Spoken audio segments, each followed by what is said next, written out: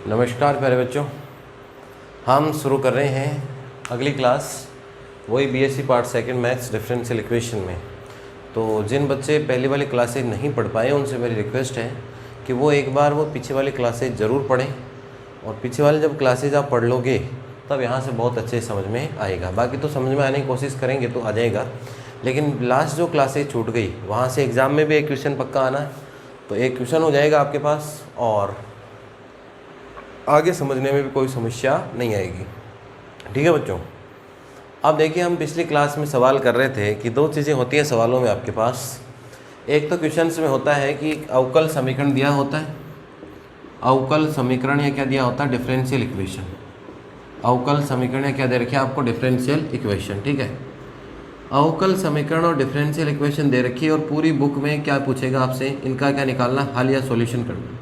क्या करना है, इसका हल या सॉल्यूशन करना आपको। एक तो दिया आपको अवकल समीकरण डिफरेंशियल इक्वेशन दी हुई होगी और उस डिफरेंशियल इक्वेशन का आपको क्या करना है, हल या सॉल्यूशन लिखना है। ठीक है, लेकिन अभी कुछ सवाल 5-7 सवाल ऐसे हैं जो एग्जाम में 1-2 साल में पूछ लेता है कई बार, कि आपको हल या सॉल्यूशन तो देगा और क्या पूछेगा, अवकल समीकरण या डिफरेंशियल इक्वेशन आपको देगा क्या, इस बार व्यापक हल या जनरल सॉल्यूशन देगा और सॉल्यूशन से आपको सवाल पूछेगा। सवाल का है क्वेश्चन का मतलब क्या पूछेगा, अवकल समीकरण या क्या पूछेगा आपसे, डिफरेंशियल इक्वेशन। ठीक है, तो आप देखिए बच्चों क्या करें इसके अंदर।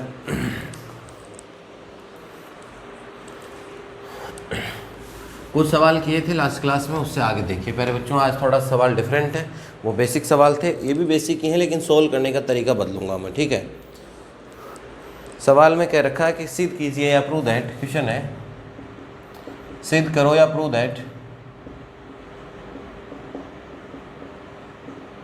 क्या दे रखा है सवाल, ax² + by² = 1, ax² + by² क्या दे रखा है आपको, 1। ठीक है, और क्या पूछा आपसे, इसका निम्न अवकल समीकरण है। इसका क्या दे रखा है, निम्न अवकल समीकरण है, कि इस सवाल का जो अवकल समीकरण है वो ये होगा, ये आंसर लेके आना आपको। अवकल समीकरण है डिफरेंशियल इक्वेशन, और डिफरेंशियल इक्वेशन आपको दे रखी है xy d2y/dx² dy/dx का होल स्क्वायर, xy d2y/dx² और dy/dx का होल स्क्वायर, और इक्वल टू में दिया हुआ आपको साथ में y dy/dx, y dy/dx, y dy/ कितना है, dx। ये तो है सवाल, ये तो आपके पास क्या क्वेश्चन, नोट कर लो बच्चों, ये तो है क्वेश्चन। सॉल्यूशन दे रखा है किसी भी सवाल का, ए और बी क्या है उसमें, कांस्टेंट। ठीक है, पिछली क्लास में पढ़ के आए अपन, और इस सवाल को सोल्व करते करते, इसको सॉल्यूशन को सोल्व करते करते ये लेके आना आपको। तभी तो कह रहा है सवाल में कि सिद्ध कीजिए या प्रूव दैट, कि ये चीज़ प्रूफ करनी है, ये आंसर आना चाहिए आपके पास। तो पहले क्वेश्चन नोट कीजिए सब बच्चे आसानी पूर्वक, और फिर आगे बढ़ते हैं। बहुत ध्यान से समझना भी, इंपॉर्टेंट क्वेश्चन है, थोड़ा सा कंसेप्ट अलग है सॉल्व करने का। ठीक है, अलग कंसेप्ट इसलिए अपनाएंगे इसमें कि सॉल्व करने में क्या रहेगी, आसानी रहेगी अपने पास। ठीक है, अब यहाँ से देखो नेक्स्ट सॉल्यूशन।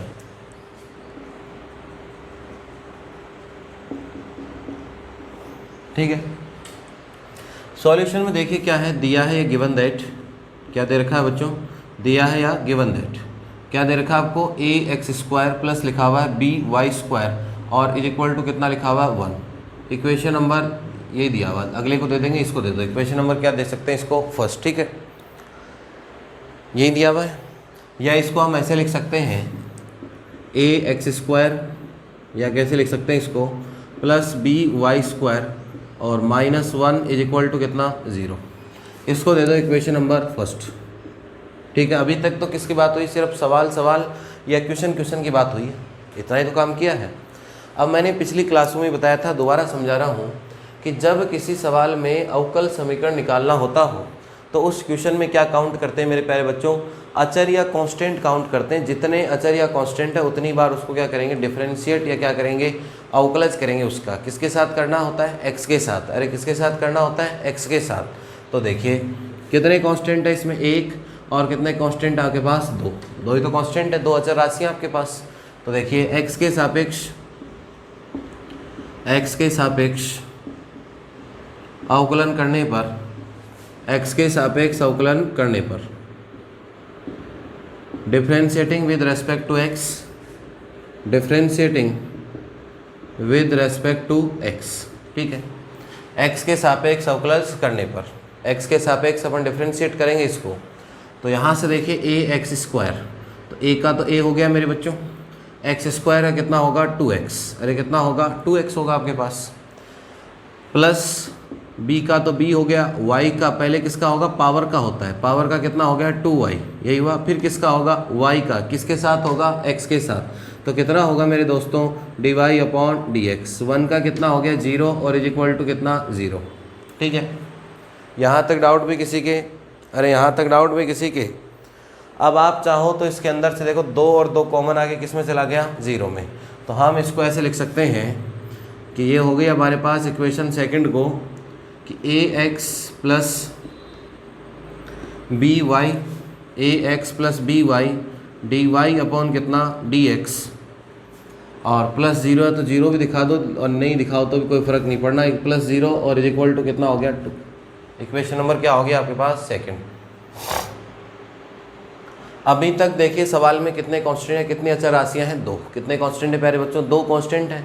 अगर 2 कांस्टेंट हैं तो 2 कांस्टेंट के लिए मैंने बताया था कि अवकलज या डेरिवेटिव, अवकलज या डेरिवेटिव कितनी बार करते हैं बच्चों, 2 बार करते हैं। तो अभी तक तो कितनी बार हुआ, 1 बार हुआ, तो हम क्या करेंगे पुनः अवकलज करने पर या differentiating again with respect to x, तो पुनः अवकलज करने पर, पुनः अवकलज करने पर, पुनः अवकलज करने पर अगेन डिफ्रेंशिएटिंग, अगेन डिफ्रेंशिएटिंग, ठीक है। अगेन डिफ्रेंशिएशन करेंगे इसका, तो यहाँ से देखिए ax किसके साथ करना है बच्चों, x के साथ, तो ax का कितना होगा आपके पास a प्लस, इसके बाद देखिए ये हो गया b तो कांस्टेंट है, देखिए x के साथ y का भी होगा और dy अपॉन dx का भी होगा, दोनों का ही होना है। तो देखिए पहले मैंने मान लो कर लिया y का, तो ये हो गया y को छोड़ दिया, मान लो अगले का कर लिया, तो एक बार तो था ही, दोबारा और हो गया d2y अपॉन कितना हो गया dx स्क्वायर, प्लस इसके बाद y का करूँगा तो y का कितना होगा dy अपॉन dx, और एक dy अपॉन dx पहले था, ऐसा कैसा रहेगा, तो क्या हो जाएगा इसका होल स्क्वायर। तो यहाँ से देखिए ये बन जाएगा आपके पास dy अपॉन क्या हो गया dx का whole square, dy upon dx का क्या हो गया होल स्क्वायर। यहाँ तक डाउट भी किसी के, ax का a हो गया, b कांस्टेंट बाहर हो गया, y dy अपॉन कितना है dx, तो y का तो y रख लिया, d2y अपॉन dx स्क्वायर हो गया। अगली बार y का किया तो y का हो गया dy अपॉन कितना dx, और dy अपॉन dx का क्या मिल गया मेरे को होल स्क्वायर। 0 है तो देखो 0 लगा देते हैं, इसमें क्यों लगा रहा हूँ ये समझने के हिसाब से लगा रहा हूँ, आगे मालूम चलेगा। इक्वेशन नंबर क्या हो गया आपके पास 3rd, ठीक है। अब कितने समीकरण है, कितने इक्वेशन आ गए 3, अरे कितने आ गए 3, यहाँ तक नोट कर लो, फिर आगे बताता हूँ क्या करना है।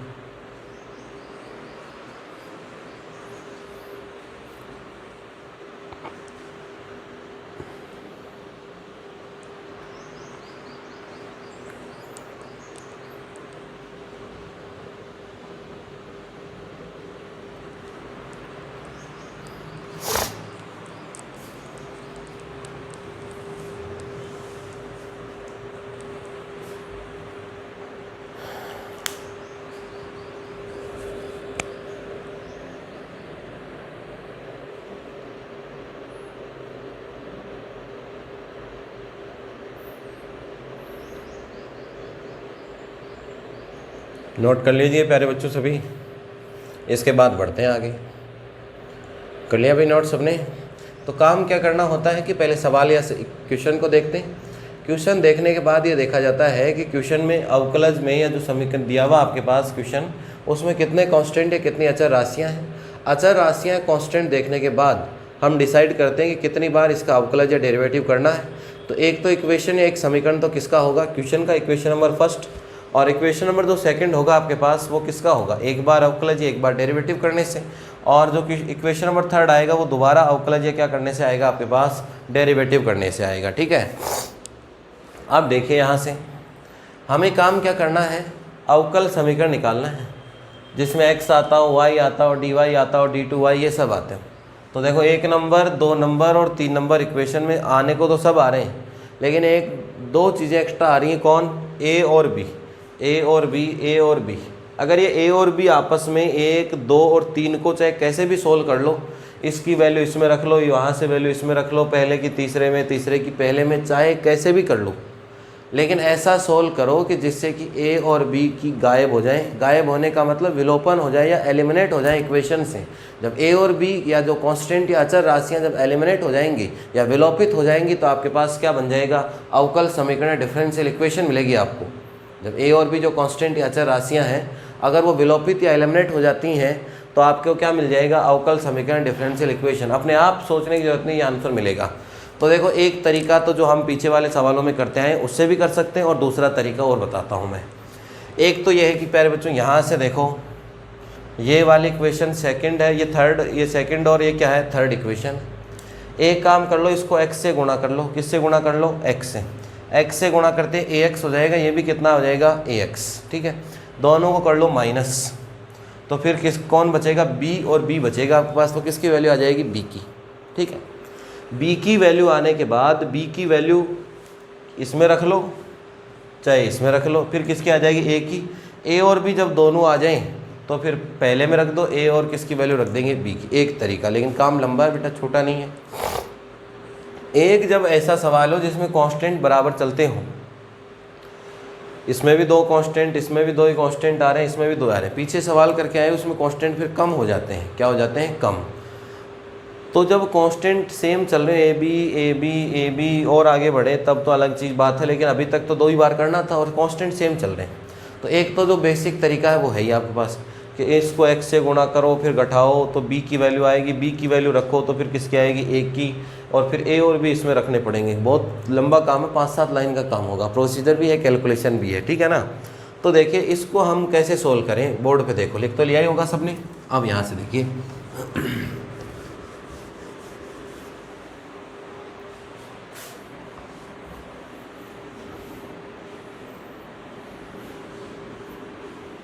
ठीक है, अब क्या करते हैं, समीकरण 1, 2 और 3। ठीक है, यहाँ यही तो लिखते हैं कि समीकरण 1, 2, 3 से a तथा b का विलोपन करने पर,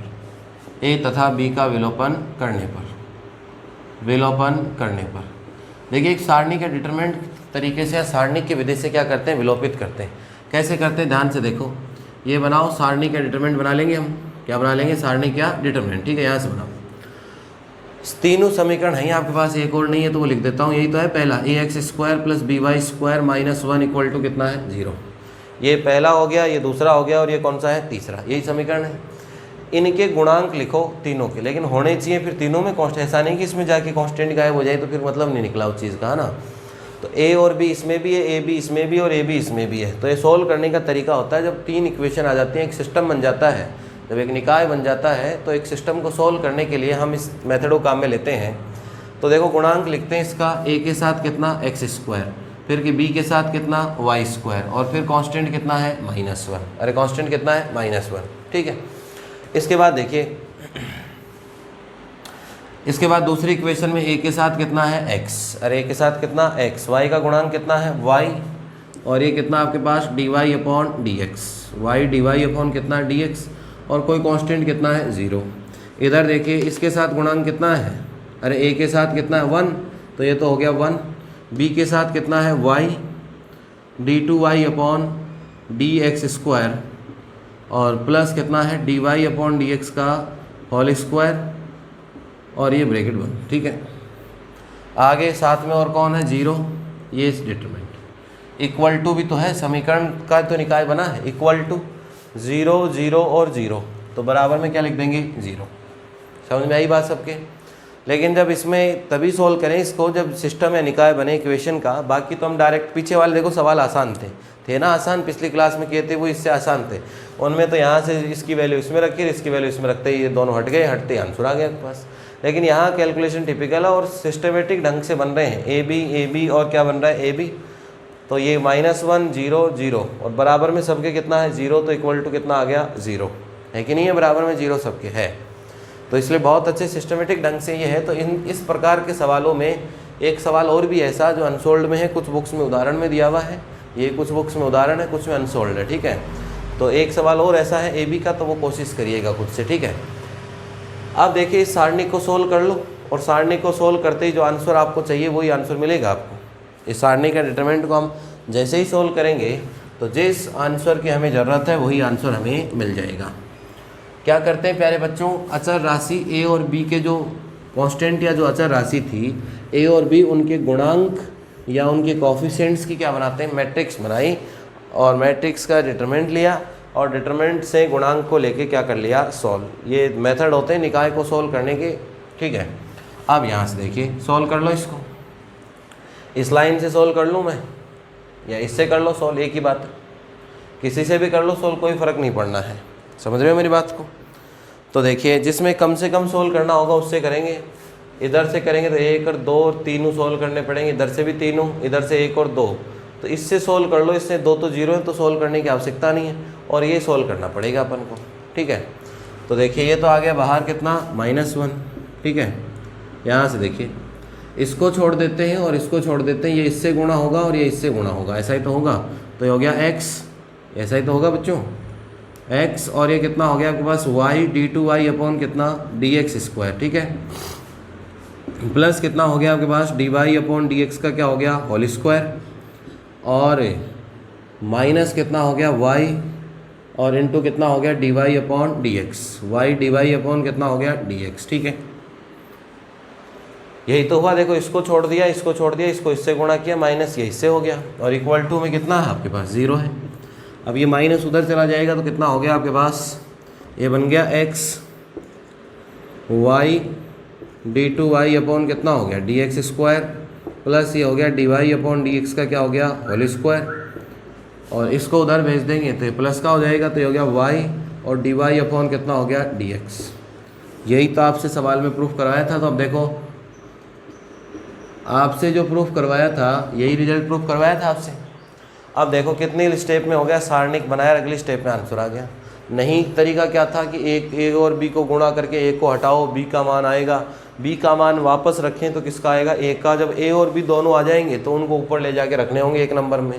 तो वो मेथड थोड़ा लंबा है, कैलकुलेशन ज़्यादा थी, इसलिए जब निकाय या सिस्टम बन जाता है तो सिस्टम में सॉल्व कर लिया आपने किससे, सारणिक विधि से विलोपित कर सकते हैं, और सारणिक विधि या डिटरमिनेंट मेथड को हमने काम में लिया, ठीक है। डिटरमिनेंट से सॉल्व कर लिया इसको बच्चों, इतना ही समझिए। बाकी निकाय या सिस्टम सॉल्व करने की कई चीज़ें होती हैं इसमें, तो बस अपन को 1-2 सवाल में काम आना है, तो बस इतनी बातें ध्यान रखनी है, ठीक है।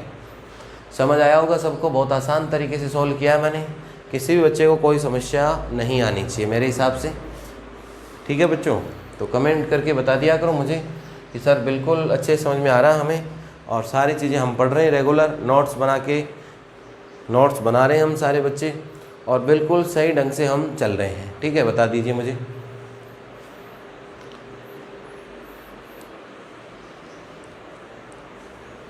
नोट कर लो इसको बच्चों, फिर अगला सवाल लेके चलते हैं अपन। बहुत अच्छे से समझिएगा देखो चीज़ को, ये ऐसी बुक है इसमें पूरे में से पूरे मार्क्स बहुत आसानी पूर्वक आ जाएंगे आपके। बस एक ज़रूरत है तो एक साथ साथ चलने की और रेगुलर चलने की, बस रोज़ाना साथ साथ चलते रहो। रोज़ाना एक तरीका सीखते हैं, उस तरीके के 2-3 सवाल अपन कर लेंगे, 2-3-4 सवाल आप घर जाके कोशिश कर लेंगे। कोई डाउट होगी तो अगली क्लास में बात कर लेंगे, या डाउट जैसे एक चैप्टर पूरा हो गया फिर भी किसी बच्चे के, मैं लगभग सवाल सोल्व करता हूँ मालूम है आपको, चाहे अनसोल्ड हो चाहे उदाहरण हो, वो दोनों सवाल सोल्व कर रहा हूँ साथ साथ। तो फिर भी अगर किसी को डाउट हो तो एक डाउट क्लास और रख लेंगे, जो अपन लाइव रहूँगा मैं उसमें बिल्कुल, तो उसमें अपन आपके प्रश्नों के जवाब दे दूँगा सारी चीज़ें, और साथ साथ चल लेंगे, उसमें क्या है। देखो क्लास के सिस्टम में थोड़ा सा आपको साथ लेके इसलिए नहीं चलता कि उससे एक पढ़ाई हो नहीं पाती है, फिर वो सारा एक साथ चलते हैं। इसलिए क्लास का मतलब मैं पढ़ा रहा हूँ, एक बार मैं पढ़ा रहा हूँ, फिर मैंने पढ़ा दिया, आप पढ़ लो उस चीज़ को, और आप पढ़ने के बाद उस चीज़ को एक बार पढ़ लो अच्छे से, फिर भी कोई क्वेश्चन रह जाता है तो फिर एक्स्ट्रा से डाउट सेशन रखूँगा, उसका अलग शेड्यूल टाइमिंग सब चीज़ें कि कहाँ क्या होगा वो सारी चीज़ें बता दूँगा बच्चों, है ना। तो पढ़ते रहिए। कर लिया होगा नोट सबने। अब देखो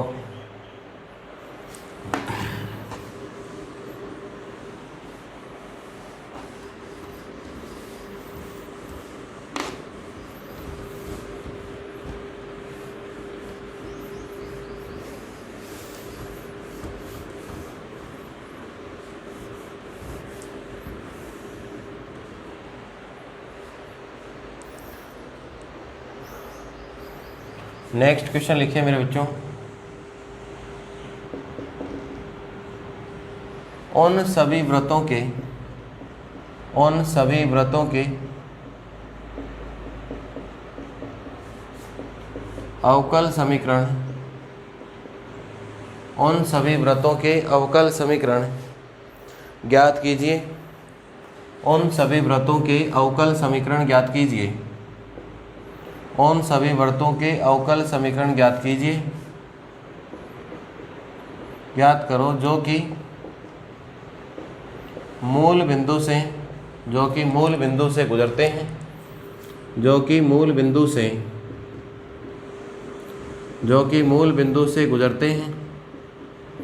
कि मूल बिंदु से गुजरते हैं तथा जिनके केंद्र x एक्स पर हो, तथा जिनके केंद्र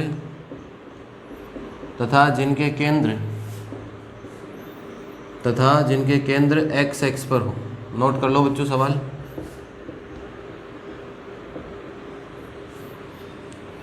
find differential equation of all the circles. Find differential equation of all the circles. Find differential equation of all the circles have passing through origin. Find differential equation of all the circles passing through origin and having center at x-axis. And having center at x-axis. And having center at x-axis. And having centre at x axis. उन सभी व्रतों की अवकल समीकरण ज्ञात कीजिए जो कि मूल बिंदु से गुजरते हैं तथा जिनके केंद्र एक्स एक्स हैं। ठीक है, पढ़ लिया सवाल सबने, लिख लिया होगा। अब देखिए इस सवाल में और सवालों में क्या फ़र्क है। इस सवाल में और सवालों में क्या फ़र्क है, ध्यान से देखो। और सवालों में तो क्या रहता है कि क्वेश्चन दिया रहता है, जैसे पिछले सवाल में दिया था ax² + by² = 1 दिया हुआ था अगले ने, हमने डायरेक्ट 2 बार अवकलज किया और सोल्व कर दिया। इस वाले में ये न देके समीकरण इक्वेशन फॉर्म में न देके इसने भाषा लिख दी, पूरी लैंग्वेज लिख दी। लैंग्वेज को समझो, उससे ये बनाओ ऐसा, और बनाने के बाद वही तरीका है। कितने कांस्टेंट आते हैं उसमें, जितने आते हैं उतनी बार अवकलज या डेरिवेटिव करो, और अवकलज या डेरिवेटिव करने के पश्चात उसमें अवकल समीकरण मिल जाएगा, सोल्व कर लो उसको। समझ रहे हो मेरी बात को, कि इस सवाल में समीकरण न देके आपको भाषा दे दी। भाषा से पहले तो समीकरण इक्वेशन बनाओ, एक स्टेप एक्स्ट्रा इस सवाल में पिछले वाले सवालों से। पिछले वाले सवालों में डायरेक्ट ही क्या देता है, इक्वेशन देता है बच्चों। अब डायरेक्ट इक्वेशन देता है उनमें, तो डायरेक्ट हम अगली लाइन में अवकलज या डेरिवेटिव कर लेते हैं। लेकिन इन सवालों में अवकलज या डेरिवेटिव न करके पहले भाषा जो लिखी हुई, लैंग्वेज लिखी हुई उसको समझिए, और लैंग्वेज को समझने के बाद आपको ये क्वेश्चन बनाना है, और ये बनाने के बाद उसी पैटर्न से क्या करना है, सोल्व करना है। ठीक है, अब यहाँ से देखो वृत्त या सर्किल की बात है। देखो मैं समझा रहा हूँ पूरा, एक सवाल इसमें तो लिखा हुआ है एक्स एक्सिस, एक सवाल और भी है जो किसका है, वाई एक्सिस का। ठीक है, देखो नॉर्मल तो कोई भी वृत्त या सर्किल होता है अपने पास, ये तो है नॉर्मल स्थिति। ठीक है, कोई भी वृत्त या सर्किल कहीं भी हो सकता है, ये वृत्त या सर्किल हो गया आपके पास, इसका ये सेंटर हो गया। तो सेंटर या जो केंद्र होता है वो कहीं भी होगा, इसका इधर से कोई दूरी होगी, इधर से तो कोई भी मान लेते हैं। इसका नॉर्मल कितना मानते हैं, h, और त्रिज्या रेडियस कितनी मानते हैं इसकी, r। यहाँ तक डाउट भी किसी के? समझना, हर चीज़ को बहुत बेसिक से समझाता हूँ भी मैं, यही मेरी शुरुआत से आदत रही है, और ये इसलिए समझाता हूँ कि हर एक बच्चे को साथ लेके चलता हूँ मैं। चाहे बच्चा पहले कम पढ़ा हो, ज़्यादा पढ़ा हो। अब कई टीचर क्या करते हैं, ये तुमने पढ़ा होगा, अरे हमने पढ़ा होगा तो यहाँ क्या करते हैं हम बच्चों, ये बात है ना।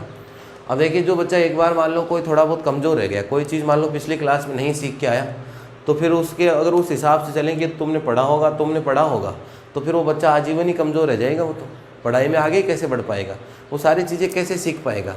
और अगर उसके बीच में कहीं एक पहली दूसरी तीसरी 12वीं तक पढ़ लिए, फर्स्ट ईयर पढ़ लिए, मान लो कोई एक स्टेप कमज़ोर रही हुई है आपकी, और मैं कह दूँ बार बार कि ये तो पढ़ा होगा आपने, अगर ये कह दूँ तो फिर वो जो हर भाई ऐसा नहीं है कि सबको सब कुछ आता, किसी को वृत्त या सर्किल आता, किसी को इलिप्स नहीं आता, किसी को सारणी के डिटरमिनेंट सोल्व करना नहीं आता, ये आता है, किसी को ये आता है, सारणी नहीं आता है, सबके अलग अलग केस हैं। इसलिए हर चीज़ को मैं बेसिक से बताता हूँ, जिससे जिसको ज़रूरत है उस चीज़ को ले ले। भाई जिसको समझ में आ रहा है वो 10-5 सेकंड पहले सोल्व कर लेगा और क्या, और मैं साथ लेते हुए चलूँगा। अब किसी को ये चीज़ नहीं आ रही है इस सवाल में, किसी को ये आ रही है, किसी को सारणी नहीं आ रहा था। इसलिए बच्चों अगर एक चीज़ कोई कमज़ोर रह जाती है तो फिर ये आपने पढ़ा होगा, इस चीज़ को अगर लेके मैं रट लगा दूँ तो फिर पढ़ने का मतलब ही क्या निकला। समझ रहे हो मेरी बात को? इसलिए हर चीज़ को हर बेसिक कंसेप्ट से लेके चलता हूँ। शुरुआत से देख रहे होंगे आप, एक एक चीज़ मैं लिखवा के चलता हूँ, चाहे मैथ्स हो चाहे फिजिक्स हो, एक एक चीज़ मैं लिख के चलता हूँ। ज़्यादा कोई फ़र्क नहीं पड़ना उससे, कहने की बातें कोई ज़्यादा टाइम नहीं लगता। मैं एक चीज़ को 3 बार खड़ा खड़ा बोलूँगा, उससे बढ़िया लिख ही दूँ।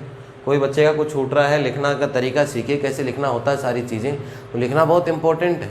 हर चीज़ हिंदी इंग्लिश सारी चीज़ें बेसिक से बता रहा हूँ बच्चों, है ना, तो समझने की कोशिश किया करो हर चीज़ को।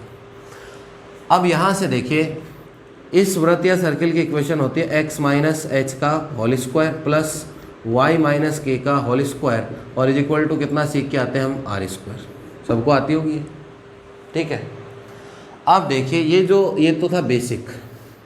अब ये जो हमें कह रहा है वो बनाते हैं, ये जो कह रहा है वो बनाते हैं, ठीक है। ये x एक्सिस हो गया, ये y एक्सिस हो गया आपका। ये कह रहा है कि वो वृत्त या सर्किल जो मूल बिंदु से गुजरे, मूल बिंदु से तो गुजरना चाहिए, और जिसका केंद्र कहाँ हो, x एक्स पे, ये मान लो केंद्र, ये x एक्सिस, ये सेंटर हो गया और ये मूल बिंदु हो गया आपका, O पॉइंट कह दें इसको। तो ये वृत्त या सर्किल की बात कर रहा है, इस वाले वृत्त या सर्किल की बात कर रहा है जो किससे गुजर रहा है, मूल बिंदु या ओरिजिन से गुजर रहा है, और ये इसका हो गया सेंटर। यही हुआ। एक ये भी बन सकता है अगला सवाल, जो x की जगह अगर कौन सा एक्सिस आ जाए, y एक्सिस। सारी बातें साथ बता के चलूँगा। अगर y एक्सिस आ जाए तो गुजरेगा तो यहीं से, लेकिन ऐसे बनेगा, ऐसे। समझ रहे हो मेरा पेन कहाँ दिख रहा है, मार्कर कहाँ चल रहा है, यहाँ पे ऐसे। तो वो किस पे बन जाएगा, y एक्सिस पे। अब यहाँ आ गया, इसके पॉइंट के क्या निर्देशांक कितने होंगे, सेंटर। देखो ये दूरी है, अब कितनी भी हो सकती है मालूम नहीं, तो इसको तो मान लेते हैं h। y एक्सिस पे ऊपर गए क्या, नहीं, तो x एक्सिस पे y की वैल्यू कितनी होगी, 0। ये तो हो गया इसका केंद्र या सेंटर। सबके बात समझ में आ गई। इसके बाद देखो केंद्र या सेंटर, यहाँ तो देखो x भी था और y भी था, दोनों थे, तो h कॉमा क्या लिखते हैं। यहाँ हमने लिख दिया h कॉमा कितना लिख दिया, 0, ठीक है।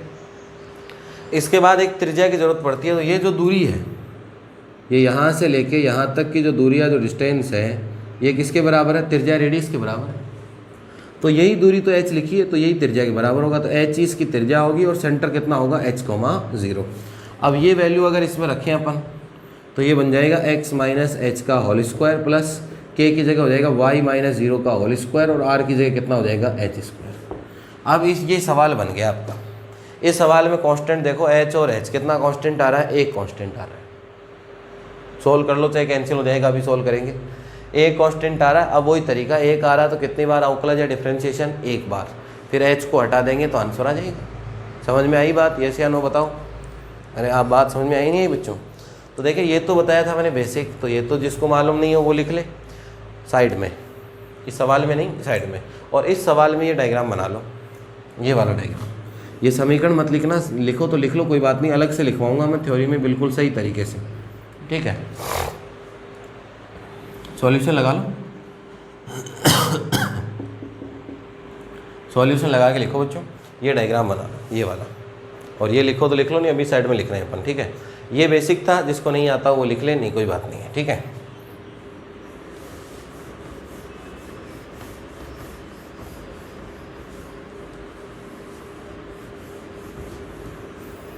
बना लिया डायग्राम सबने। अब देखो प्यारे बच्चों, पूरी भाषा लिखनी है, भी ऐसे नंबर नहीं आते एग्जाम में। अब इसको देख देख के लिखना है। इसको माना कि वृत्त के केंद्र, माना कि वृत्त के केंद्र के निर्देशांक, माना कि वृत्त के केंद्र के निर्देशांक, माना कि वृत्त के केंद्र के निर्देशांक h, 0 है। और कोई नाम दे दो, h दे दो, 1, 0 दे दो, कोई भी नाम दे सकते हैं। Consider coordinate of centre of circle h, 0। Consider coordinate of centre of circle h, 0। तब वृत्त की त्रिज्या या रेडियस ऑफ सर्किल, तब वृत्त की त्रिज्या या रेडियस ऑफ सर्किल h है। तब वृत्त की त्रिज्या रेडियस ऑफ सर्किल क्या है, h। Then radius of circle is h। तब वृत्त की त्रिज्या h है। क्यों है h क्यों हुई? क्योंकि ये किससे गुजरता है, मूल बिंदु से। तब मैं कह सकता हूँ 0 से कितनी दूरी गया, h। क्यों है ये भी बता दो, चाहे बताना चाहो तो। क्योंकि वृत्त मूल बिंदु से गुजरता है, क्योंकि वृत्त मूल बिंदु से गुजरता है। सर्किल पासेस थ्रू ओरिजिन, क्योंकि वृत्त मूल बिंदु से गुजरता है, because circle passes through origin.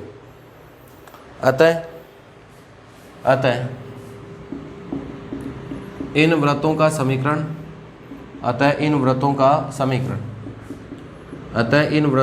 समीकरण इक्वेशन ऑफ दीज सर्किल्स क्या होगा समीकरण, यहाँ देखिए बोर्ड पे, यहाँ लिख रहा हूँ, आप तो इसके नीचे लिख लीजिए। ये हो जाएगा x माइनस एच का whole square plus y minus 0 का whole square is equal to कितना होगा, h स्क्वायर। अतः इन वृत्तों का समीकरण क्या होगा, प्यारे बच्चों, x माइनस एच का whole square plus y minus 0 का whole square is equal to कितना होगा, h स्क्वायर। अब देखो इसको थोड़ा सोल्व कर लेते हैं। सोल्व कैसे होगा ये, यहाँ से देखो।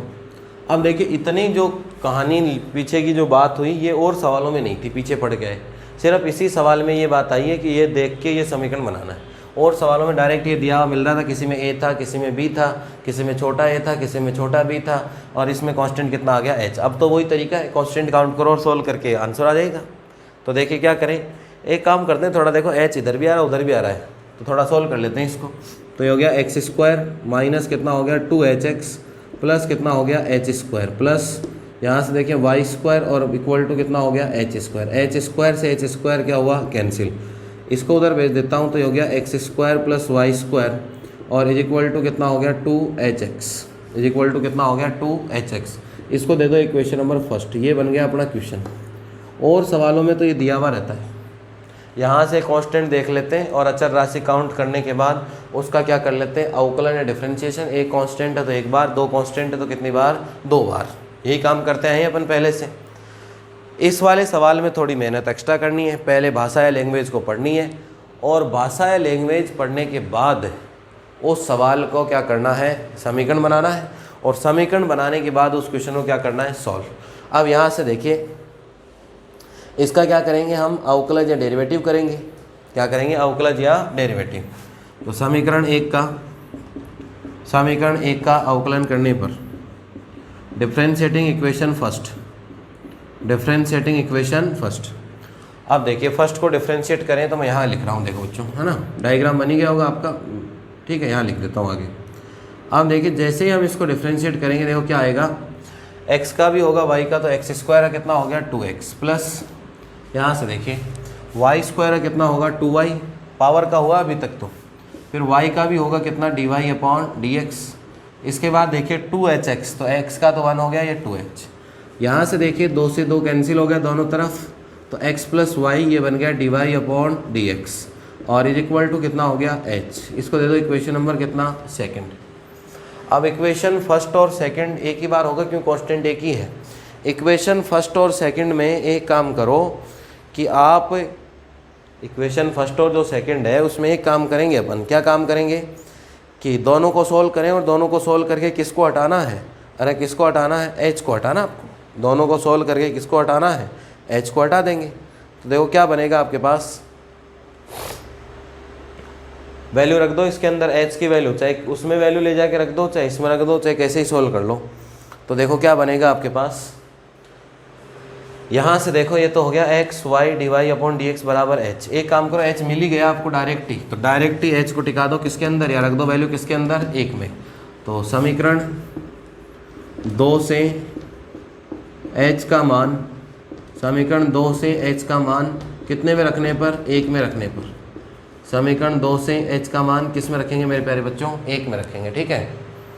1 में रखेंगे तो ये देखो क्या लिखा हुआ है, घबराओ मत सवाल से कभी भी कि आपका आंसर होंगे नहीं होंगे, बस कंसेप्ट से चलो। x square plus Y square, ये था 2x तो बाहर लिख दो, तो 2x तो बाहर लिख लिया मैंने, ये लो वैल्यू किसकी रखनी है, एच की। एच की वैल्यू ये रही, ये कितना हो गया एक्स प्लस वाई, और ये हो गया D Y upon D X. यही बना आपके पास। यहाँ से देखिए x और x गुणा होगा तो कितना हो गया 2x²। ये x² उधर जाएगा माइनस होगा, तो उधर की साइड में कितना बचेगा, एक x² बचेगा। अरे कितना बचेगा, एक x² बचेगा आपके पास। एक कितना बचेगा आपके पास, x²। ठीक है, या इधर की तरफ ले आओ इसको, इधर की तरफ ले आओ, उससे कोई फ़र्क नहीं पड़ना, किधर भी लिख लो चाहे। ये 2x² था, x² इधर ले आओ तो कितना हो गया माइनस का x²। y² कटेगा नहीं तो ऐसा कैसे, इसको पहले लिख देता हूँ, प्लस का है, और इक्वल टू ये कितना है 2xy, ये कितना है 2xy। देखो ये 2x² तो आ ही गया, ये y² लिख ही दिया, ये आएगा 2xy आएगा ना, तो ये आ गया 2xy, और ये हो गया dy अपॉन dx। इस 2xy को इधर लिखना चाहो तो इधर लिख दो, कोई फ़र्क नहीं पड़ना उस चीज़ से। ऐसे भी लिख सकते हो इसको, dy अपॉन dx, और ये हो गया y² माइनस x² अपॉन कितना हो गया 2xy। तो कैसे भी लिख दो सवाल को, लेकिन h हट गया। h हटते ही हमें क्या मिल गया, अवकल समीकरण डिफरेंशियल इक्वेशन। और आपको यही पूछा था कि हमें क्या निकालना, अवकल समीकरण डिफरेंशियल इक्वेशन। ठीक है, अब एक काम देता हूँ घर पे करने के लिए आपको, कि जैसे x एक्सिस पे सोल्व किया वैसे ही किस पे सोल्व करोगे। पहले तो क्वेश्चन लिखोगे पूरा, फिर यहाँ x की जगह क्या लिखोगे, y एक्सिस। ठीक है, y एक्सिस लिखने के बाद डायग्राम इधर ना बन के ऐसे बनेगा।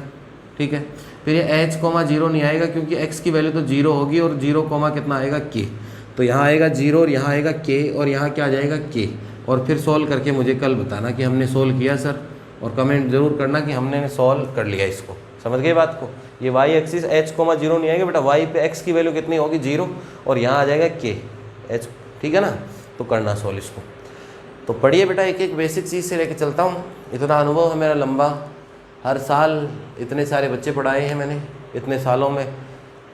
कोई 1000, 2000, 100, 200 की क्लास नहीं पढ़ाई मैंने, 500, 700 बच्चों की क्लास पढ़ाई है हर साल, और साल के कम से कम 5-5 हज़ार बच्चे पढ़ाए हैं एक साल में। तो ये अपने आप में एक रिकॉर्ड है, और इतने सालों से पढ़ा रहा हूँ, तो बहुत बेसिक से हर एक बच्चे की डिमांड मैं समझ सकता हूँ कि कौन बच्चा किस लेवल का। ये चीज़ तभी समझ में आ सकती है जब आपके पास क्या हो, अनुभव। तो पढ़ते रहिए बच्चों, सबको बहुत बहुत धन्यवाद।